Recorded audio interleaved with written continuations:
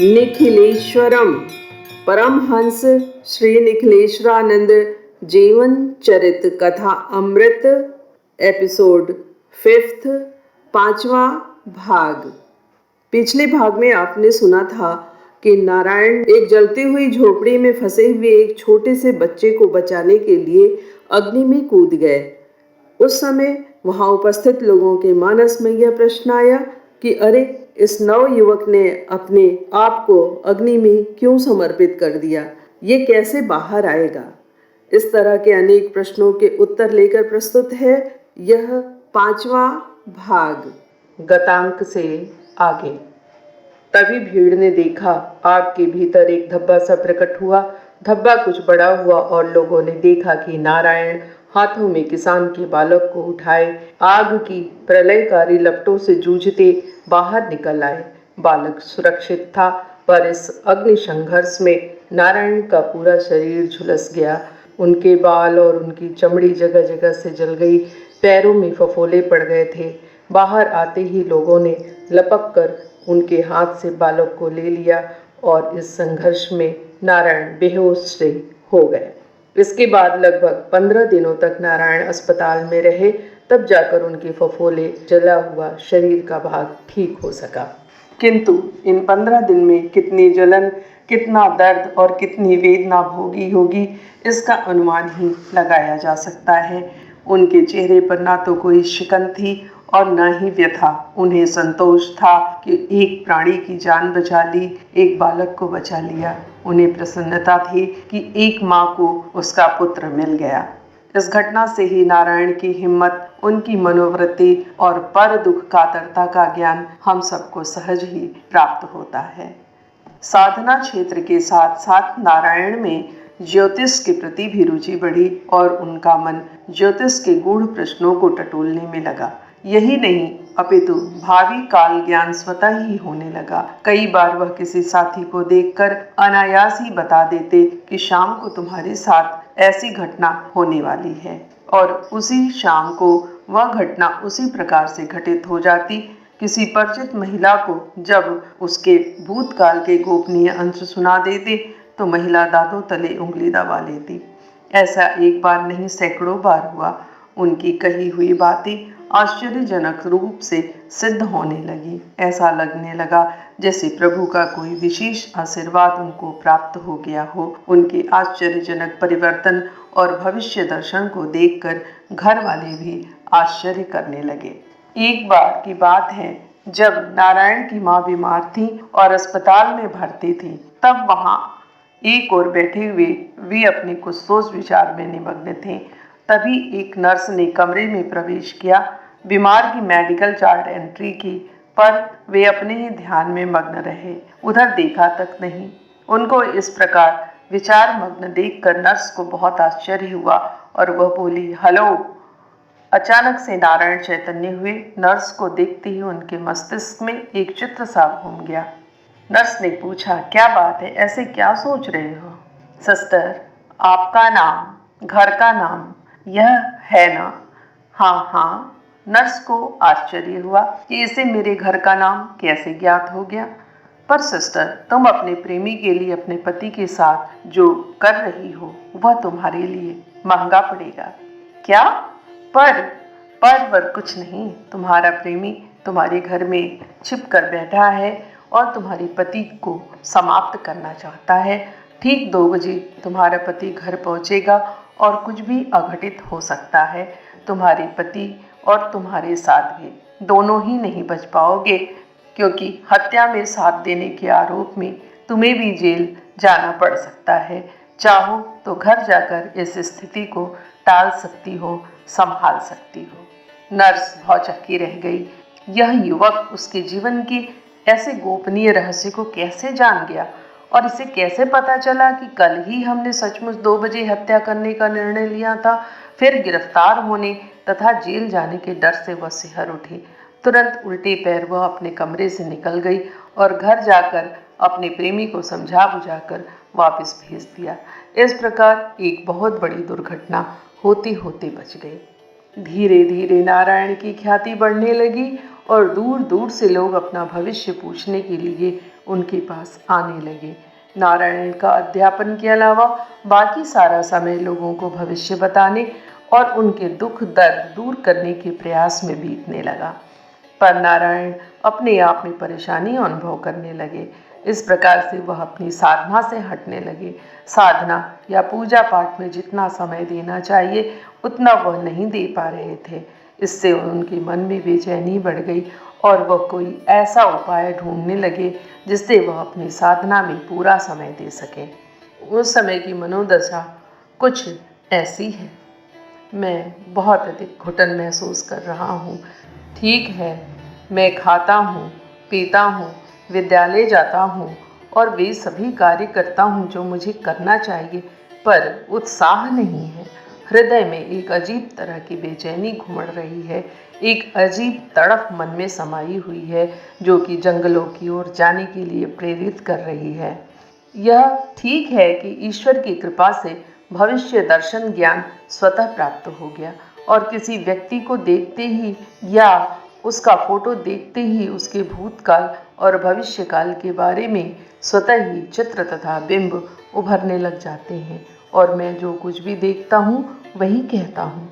जो कुछ भी कहता हूँ वह सत्य हो जाता है। इसी से भीड़ बढ़ गई है। सुबह से ही लोग आने लग जाते हैं और रात गए तक लोग अपनी परेशानियों को लेकर आते रहते हैं। इससे मेरा व्यक्तिगत जीवन नष्ट सा हो गया है। घर में भी अव्यवस्था सी हो गई है। परिवार का व्यक्तिगत जीवन छिन्न भिन्न हो रहा है। क्या मेरे जीवन का यही चरम बिंदु है? क्या मुझे जीवन की पूर्णता इसे ही समझ लेनी चाहिए? क्या इन लोगों के भविष्य में ही मेरे जीवन की सार्थकता है? नहीं, नहीं, यह तो कुछ नहीं। यह तो प्रारंभ है। इसे प्रारंभ ही समझना चाहिए। यह अध्यापन, यह गृहस्थी, यह प्रशंसा, यह सम्मान कुछ भी तो नहीं। मैं ब्राह्मण पुत्र हूँ। मेरे कुल की मर्यादा अज्ञान अंधकार को मिटाना है, लोगों को रोशनी देना है, उन्हें सत्य पथ पर अग्रसर करना है और भारत की लुप्त विद्याओं को खोज निकालना है। लोग आज तंत्र मंत्र ज्योतिष पर हंस रहे हैं, इसे पाखंड और ढोंग समझ रहे हैं। मुझे इस क्षेत्र में गहराई के साथ घुसना है, परखना है, देखना है कि इस देश में तंत्र मंत्र यंत्र कुछ है भी या मात्र ये लोग जो कह रहे हैं वैसा ही है, कल्पना ही है।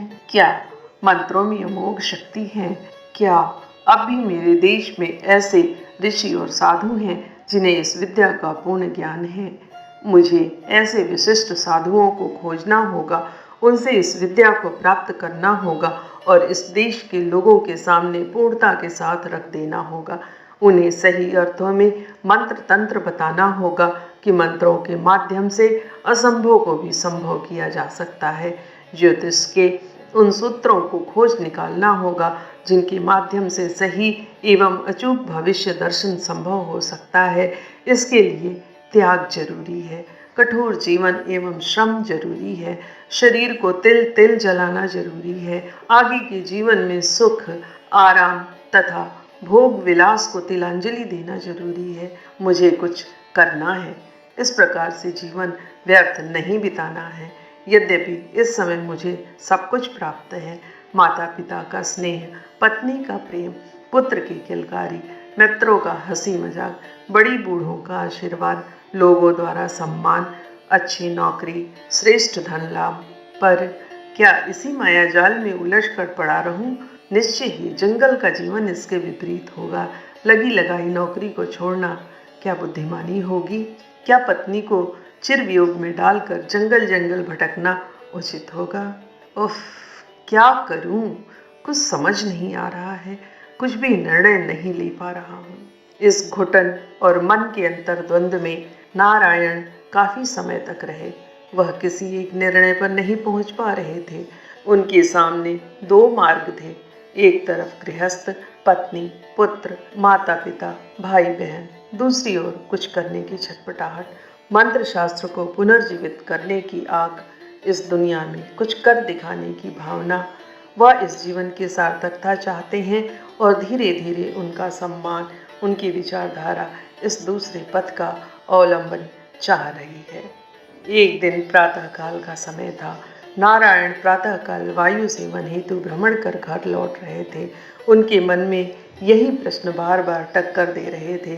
पूरा मन एवं मस्तिष्क आंदोलित था और इस मानसिक अंतर्द्वंद्व में वह अपने ही विचारों में बढ़े जा रहे थे कि उनका पैर किसी लिजलिजे वस्तु पर पड़ा।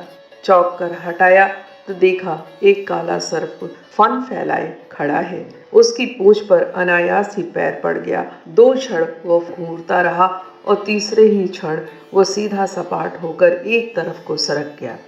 नारायण की नजरें ऊपर उठी तो एक साधु को अपने सामने खड़ा देखा। गौर वर्ण, उच्च एवं भव्य ललाट, आकर्षक मुद्रा, ओज एवं कांतिपूर्ण चेहरा, मंद मंद मुस्कुराता हुआ सा एक चुंबकीय व्यक्तित्व। नारायण के पैर वहीं जड़ हो गए। वह साधु 2 कदम भरकर वापस आया और बोला, परेशान मत हो नारायण। नारायण कुछ बोले नहीं। किसी साधु से भेंट का यह लगभग पहला मौका था।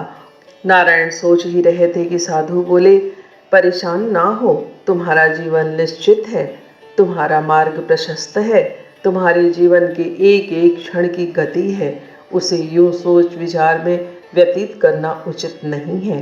तुम्हारा जीवन केवल परिवार के लिए नहीं है, अपितु पूरे देश और विश्व के लिए है। तुम्हें हिम्मत करके आगे बढ़ना है, ज्योतिष को सही स्थान पर स्थापित करना है, मंत्र तंत्र जो लुप्त हो रहे हैं उन्हें पुनर्जीवित करना है और संसार को इस क्षेत्र में एक नई दिशा दृष्टि देनी है। इसके लिए कर्म क्षेत्र तुम्हारा घर नहीं, हिमालय है। जितना ही जल्दी इस संबंध में सही निर्णय लोगे उतना ही जल्दी तुम्हारे हक में तुम्हारे लिए उचित रहेगा। साधु का एक एक शब्द नारायण के दिमाग में हथौड़े की तरह चोट कर रहा था। उन्हें रास्ता मिल गया था। उनके मन में जो अंतर्द्वंद चल रहा था वो एक बार की ही ठहर सा गया। उनका भावी जीवन अपने आप में स्पष्ट होने लगा। नारायण ने साधु के प्रति कृतज्ञता ज्ञापित करने के लिए अपनी नजरें उठाई तो वहाँ कोई नहीं था। एक क्षण पहले साधु वहीं खड़े थे, बातचीत की, और दूसरी क्षण अदृश्य। नारायण चकित और हतप्रभ रह गए। उन्होंने इधर उधर देखा पर साधु का कहीं अता पता नहीं था, पर इससे उनका भावी जीवन स्पष्ट और प्रशस्त हो गया था। नारायण घर आए। उनका चेहरा शांत और निर्विकार था। इतने दिनों तक हृदय में जो तूफान मचल रहा था वह शांत हो गया। उन्होंने निश्चय कर लिया कि मुझे हिमालय की गोद में जाना है। मुझे भविष्य में जो कुछ भी संकेत मिलेगा वहीं जाकर मिलेगा, और उन्होंने अपने मन में एक तिथि निश्चित कर ली। तब तक पत्नी को समझाना है, माँ के ममत्व से जूझना है, पिता के वात्सल्य से मुक्ति पानी है। गृहस्थ को छोड़ छाड़ कर हिमालय की ओर चले जाना जितना आसान लग रहा था, वास्तव में वह उतना ही कठोर एवं अग्नि परीक्षा के समान है। नारायण ने 2-3 दिनों में अपने आप को तैयार किया और एक दिन अपनी पत्नी को सारी बात का खुलासा कर दिया, और उन्होंने ऐसा करना ठीक समझा। शाम का समय था। खा पी कर नारायण अपनी पत्नी के साथ बैठे थे। इधर उधर की चर्चा हो रही थी। अचानक बात को बीच में काट कर नारायण बोले, एक बात कहना चाहता हूँ, कई दिनों से मन में घुमड़ रही है। ऐसा लग रहा है कि जब तक मैं तुमसे कह नहीं दूंगा तब तक मन को चैन नहीं पड़ेगा। पत्नी ने अपनी बड़ी बड़ी आंखें ऊपर उठाईं। उनकी आंखों में यौवन की ललाई थी, तारुण्य का ओज था और पति के संग का आह्लाद था। भोले भाले चेहरे को देखने पर नारायण डगमगाने से लगे। सोचा, इस बेचारी ने अभी तक तो अपना जीवन में सुख देखा ही कितना है। बाल्यावस्था की ड्योढ़ी को पार कर तरुणाई के आंगन में अभी इन्होंने कदम रखा ही है। यही तो दिन होते हैं जब वह पति साहचर्य की कामना करती है। हंसने हंसाने के ये दिन है, खिलखिलाने की यही उम्र है। क्या मैं इसकी हंसी खुशी पर ताला लगा दूं? क्या मुझे अधिकार है कि इसके यौवन की उमंगों पर अंगारे बिछा दूं, इसकी मुस्कुराहट को कैद कर दूं और दे दूं अंतहीन उदासी, लंबी प्रतीक्षा, पति वियोग की मानसिक यंत्रणा, अटूट अश्रुधारा? क्या करूं मैं? इस एपिसोड में बस इतना ही। प्रेम से बोलिए पूज्य श्री सद्गुरुदेव भगवान की जय।